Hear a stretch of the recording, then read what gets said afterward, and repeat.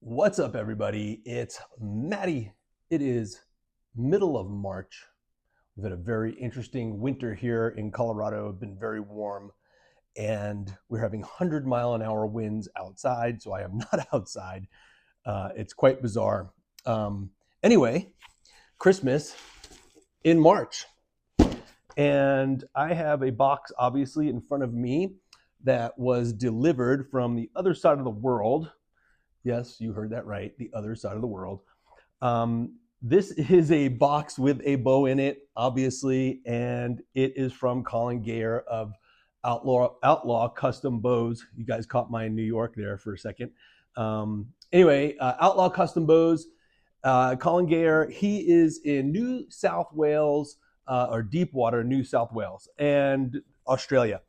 I met Colin through Judah Holmes, and I've known Judah for a couple of years now, just through the barebow community. And if you know Judah, I'll put a picture up here of Judah, who came out to the 2026 Lancaster Classic and made the stage. Judah lives in Tasmania, I believe, and I got talking to Judah early last year. And he knows I like longbows and recurves and, of course, everything in the traditional archery world. And he showed me a bow that he had, and that's what's in here. This is my bow. This is not Judah's bow, but he showed me what he had, and that custom bow made by Colin. And a couple days later, Colin called me up, and he's like, "Let's get you one of these bows." And I'm like, "Hell yeah!" So here it is. And I've been waiting almost a year for this. Almost a year. I finally got in touch with him. I think we started talking around May, and I think the bow was made in September. We had some mailing issues. This bow was finally mailed out. There's a little story behind how long it took me to get this thing, but it was shipped, and then it didn't go anywhere. Then it was shipped again. Then it came to the United States, and then I got a text from DHL saying that there was a package in the States for me, but I had to pay for a tax. And this was technically a gift, and so it shouldn't have been taxed. But anyway, after shipping, it was taxed, and it was a $200 tax, US dollars, that I had to pay, and then they still wouldn't ship it. It ended up in Cincinnati, came from LA, went to LA, and then to Ohio, passed me right by, and then DHL wouldn't ship it until they had a social security number. Okay, filled out a form, got a social security number, gave them my social security number, crickets, nothing happened. And then a couple days later, I got another text saying they wanted a tax ID because I was trying to distribute the bow, and that's not fact, as this was for me. And so I still did not get this thing. And a few days later, I got another text saying it was going to be delivered, and sure enough, Thursday evening, it showed up on my front porch, and it is Saturday morning. So yes, I've been holding out for almost 2 days with this thing unboxed. I have not opened it yet because I wanted to do it here with you guys live. And so here we are. And I am going to open this up, show you guys what's in here. Real quick, let's rewind before I get opening this. Matt Zernzak from The Push did an episode with Colin of Outlaw Custom Bows in the beginning of the year. It was episode 385. So again, if you want, you can go back to Matt's podcast with Colin, and he talks about all the models he makes. Quite a few. The Harrier, which is what this is, an ASL called an Emu, a peregrine, a keelback, a scrub bull, a taipan, a wedgetail, a kestrel. So I mean, he has quite a few different bows that he makes. They are all very slick looking. And like I said, in here I have a Harrier. So I have a knife, as I always do. This one here is sheep horn. This is made by Randy Burtis, my brother in Cheyenne. He made this for my wife. And it is sheep horn and steel, and it's a very cool looking knife. Burtis Blades on Instagram. So I'm going to use this to open this box. I might have to fast forward as I'm doing this.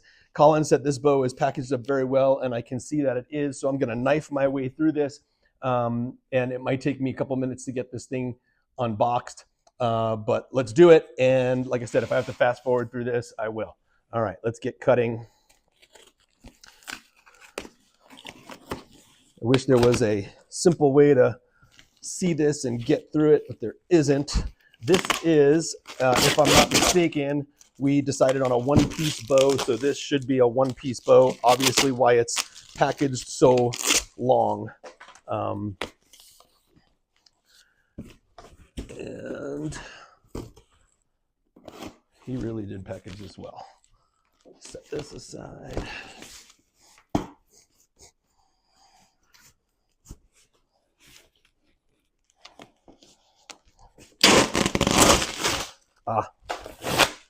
It's 2 boxes sandwiched.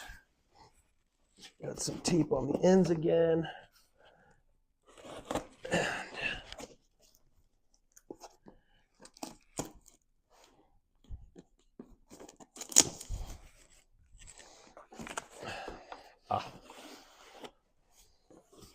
All right, we're getting places. This thing is super well packaged. Bubble wrap, lots of extra cardboard, probably what adds to all the weight. Here's the bow. Put this aside. Yeah, you can see how he had this thing packaged up with all kinds of cardboard rolled up just to protect it from getting damaged in travel.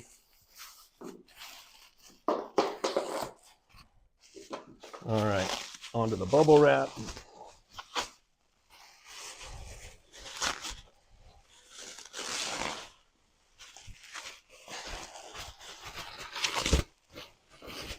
Lots of bubble wrap. This will keep me entertained for hours. If you're a bubble wrap fan like I am, because I certainly am a bubble wrap fan. And bubble wrap done, down to the sock. Again, most bowyers will sell you or will have their bows wrapped in a sock when you get a custom bow sent. Obviously, Colin, no different. This is like almost silk. It's really nice material as opposed to some of the cotton ones you get. This actually is really, really nice. All right, I feel it. It's coming out. I'm not looking. I've seen teaser pics along the way.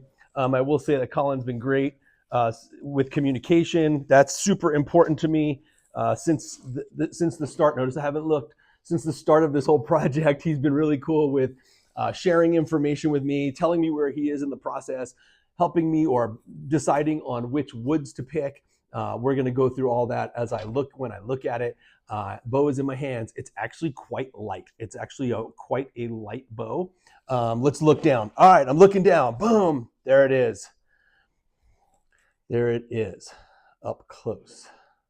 And I will tell you all of the little details of this bow. But let's just look at it and observe real quick. Footed limbs.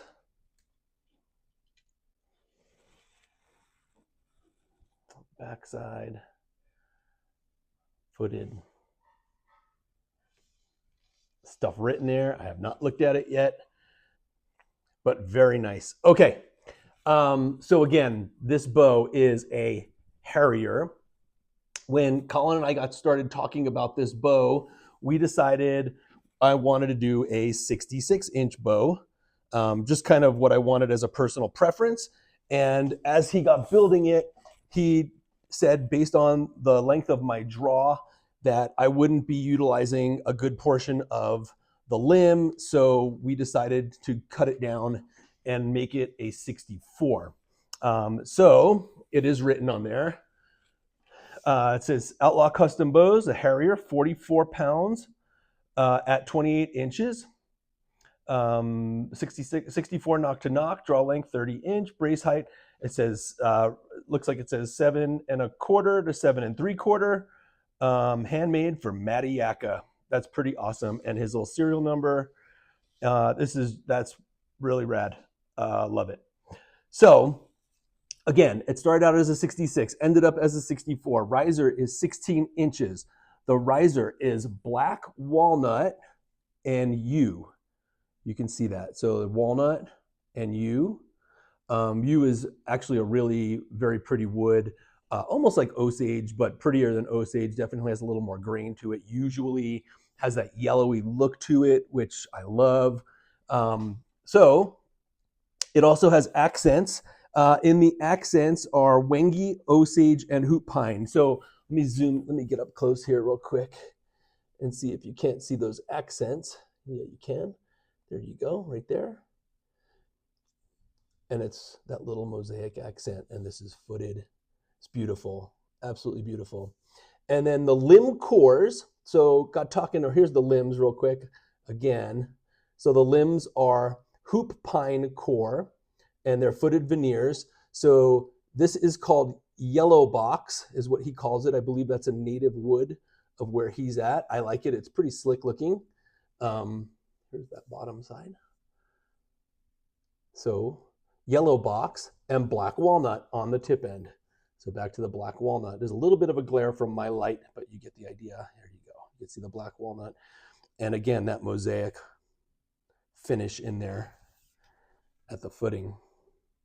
So back to the, I asked him when we were doing this to start, I said, what can you do for cores? Because I happen to be a big fan of bamboo. And he said he uses this product called hoop pine, and I think it's a native wood where he lives.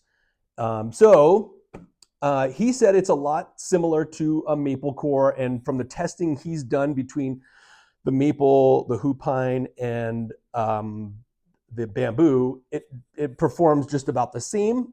I've never used it as a core, so this is new to me. I'm excited to see how it performs, how it works. I'm not necessarily a big fan of speed. I could care less in some ways. Yes, I would like somewhat of a fast, flat shooting bow, but at the same time, it's not an important thing for me. I can see the tips are also footed, which is pretty cool. And he's got the little mosaic in there.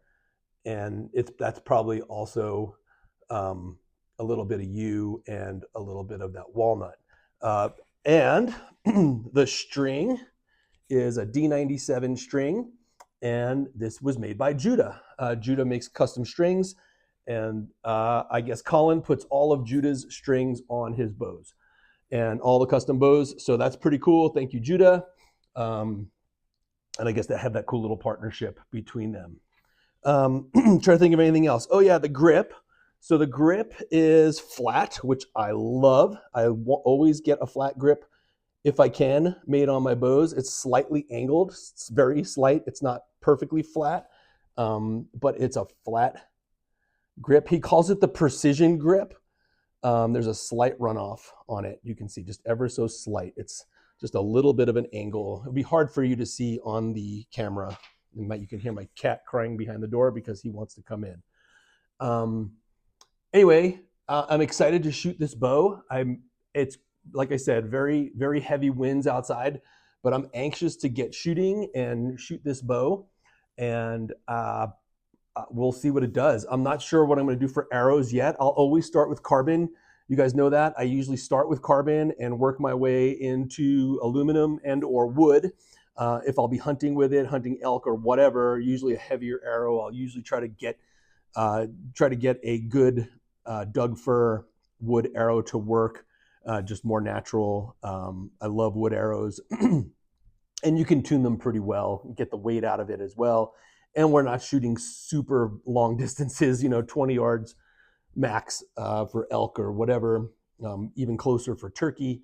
So I can usually get something pretty heavy to work well. Again, super excited for this bow. Thank you, Colin.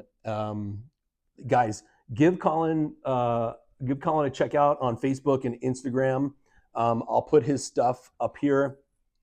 And like I said, he's a super cool guy, very easy to communicate with. He lives off grid, a little bit of a homesteader. He lives off grid. He hunts for food, which I love. He's got a cute little family out there. He's got some kids. Give this guy some support.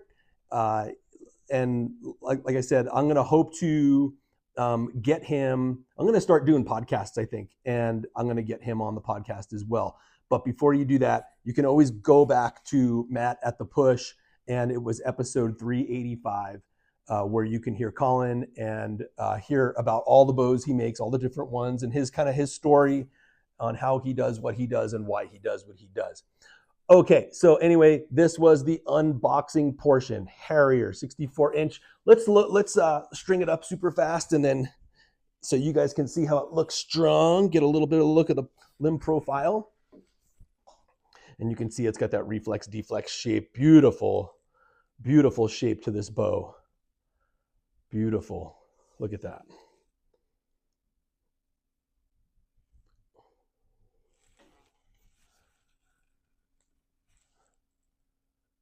Love it. Love it. Love it. All right, guys. I'm going to take this bow outside. I don't know if it's going to be the same video. Might just leave this as an unboxing just to get it up and then get out there and get shooting. As always, make it look good, and we will see you all very soon shooting this bow. Peace.